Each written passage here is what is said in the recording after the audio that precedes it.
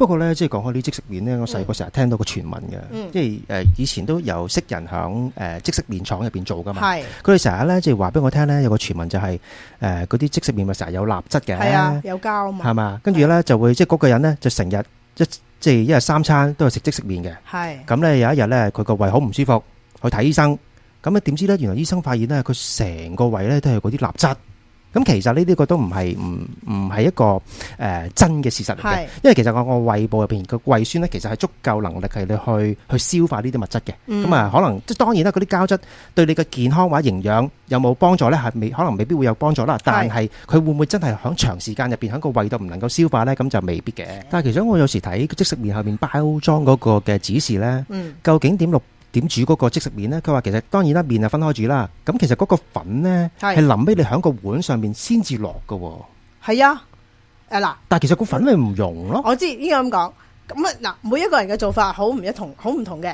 我見有啲人咧，佢咧就喺個碗度就先落咗個粉先。係。咁然後跟住煮完個麵就係擺個麵上去，跟住倒埋啲水落去，跟住咧就連埋啲水同埋連埋個麵一齊喺度攪咯，或者撈咯。咁嗰啲粉咪溶咯。咁亦都有人講俾我聽咧，就係話，喂，其實咧嗰啲粉咧，嗱，我唔知真定假啦嚇，不過我都唔會話煮好耐。佢話嗰啲粉咧係唔好煮嘅，唔煮得噶嚇，唔煮得，即係唔好喺度滾佢咁耐。哦，即係就咁即係撈。係啦，即係譬如可能個麵已經得啦，跟住我就落個粉落去，咁但係已經熄咗火噶啦，咁就因為咁樣你始終都係熱噶嘛，咁咪溶咯。即係有啲人咧就係擺喺個碗底度。個粉擺碗底度，擺麵擺水，調翻轉有啲人咧就係煮麵煮水得啦，熄火落粉，跟住喺嗰個煲嗰度撈咁咯。咁但係亦都有人講就係話，嗱，你千祈咧就唔好落麵落粉就一齊去煮。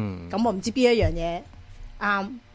係啦，不過每一個人都有唔同嘅做法。你係點啊？你就一煲過啦。我一煲過噶，我唔理咁多噶啦。哦，我就會即係講究少少，分一分佢啦。我會幾時會分咧？就係佢咪仲有一包嘅嗰啲乾嘅嗰啲配料啊，嗰啲就臨尾喺面頭落，咁就唔會咁快煲咯，即係唔會咁快即係整到佢咁腍咁散。因為譬如你落麵嘅時候落咧，佢散到周圍都係噶嘛。我唔介意。咁你嗰啲你唔介意啊？係啊。因為譬如有時香菇啊，有時有啲蝦仔啊咁樣咧，咁佢係響即係你喺面頭嘅時候，你一鉗或者有時有啲紫菜啦，甚至紫菜面頭咧，咁你一連埋嗰個即係麵即一齊煲嘅時候，佢會散到周圍都係，同埋好快腍噶嘛。啊，我冇啊，我中意早啲落添啊，我就係想佢腍啲。想聽多啲，記得黐住 AM 1320華僑之聲，逢星期六下晝3點到4點，週末至夠分。